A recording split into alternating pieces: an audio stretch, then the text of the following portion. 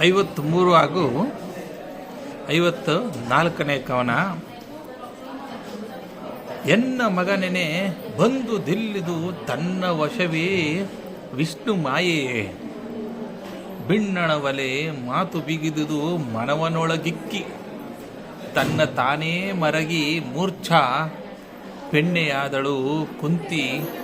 ಈ ಕುಂತಿ ಇತ್ತಲು ಖಿನ್ನನಾದನು ಕೃಪನ ನುಡಿಯಲಿ ದುಗುಡ ಮಿಗೆ ಕರ್ಣ. ಆದರೆ ಕರ್ಣನು ತನ್ನ ಮಗನೆಂದು ಹೇಳಲು ಕುಂತಿಗೆ ಬಾಯಿ ಬರಲಿಲ್ಲ.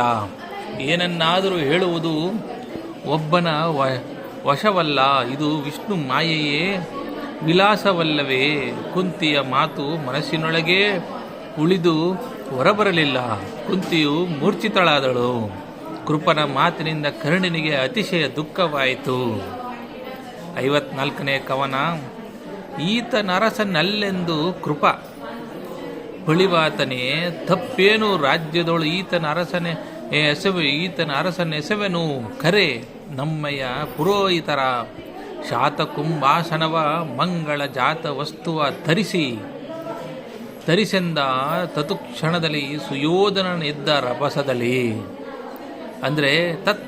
ತತ್ಕ್ಷಣದಲ್ಲಿಯೇ ದುರ್ಯೋಧನನು ರಭಸದಿಂದ ಎದ್ದು, ಇವನು ಕ್ಷತ್ರಿಯನಲ್ಲವೆಂದು ಕೃಪನು ಹೇಳಿದನೇ, ಆದರೆ ತಪ್ಪೇನು, ಕರ್ಣನಿಗೆ ರಾಜ್ಯ ಪಟ್ಟವನ್ನು ಕಟ್ಟಿ ಅರಸನನ್ನಾಗಿ ಮಾಡುವೆನು.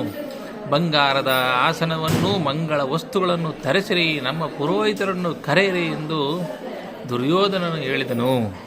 ಧನ್ಯವಾದಗಳು.